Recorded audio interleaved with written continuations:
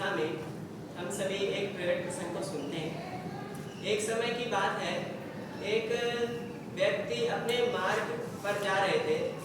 वह व्यक्ति बहुत ही दुखी दिखाई दे रहे थे। तो एक सज्जन ने पूछा कि महाजन, आप इतना दुखी क्यों हैं?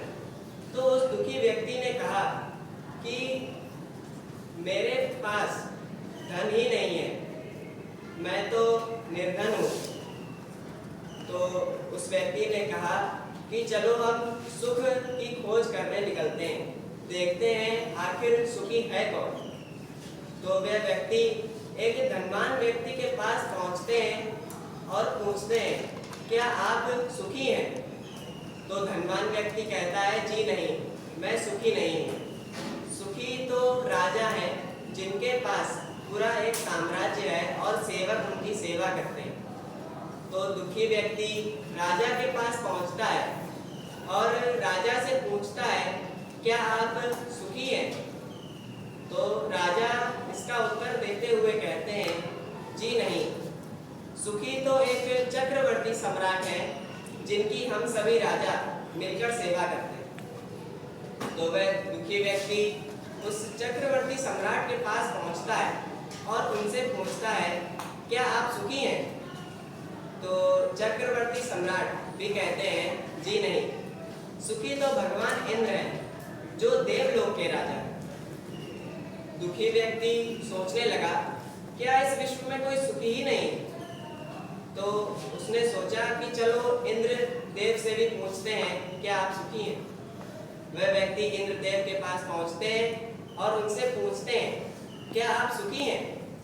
तो इंद्र देव भी कह देते हैं, जी नहीं, सुखी तो भगवान विष्णु हैं जो वैकुंठ में निवास करते हैं। तो वो व्यक्ति भगवान विष्णु के पास पहुंचता है और पूछता है, भगवान, क्या आप सुखी हैं?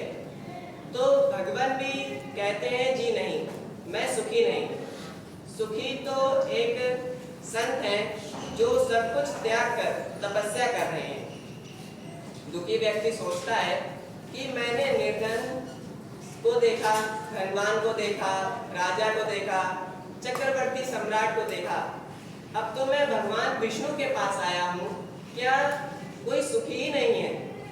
सुखी वो व्यक्ति कैसे हो सकता है जो सब कुछ त्याग कर तपस्या कर रहा है?